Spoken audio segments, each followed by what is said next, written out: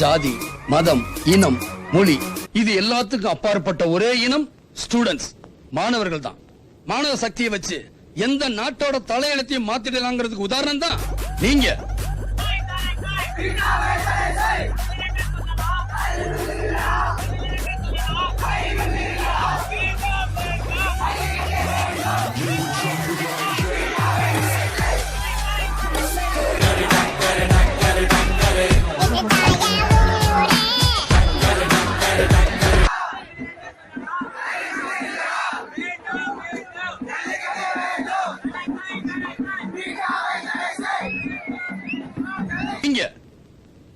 ஒவ்வொரு மாணவனும் நெருப்பு மாதிரி. நெருப்புக்கு மட்டும்தான் கூட சேர்ற எல்லாத்தையும் நெருப்பா மாத்திர சக்தி இருக்கு. அந்த நெருப்பெல்லாம் ஒண்ணு சேர்ந்தா இந்தியாவே தீப்பிழம்பா மாறும்.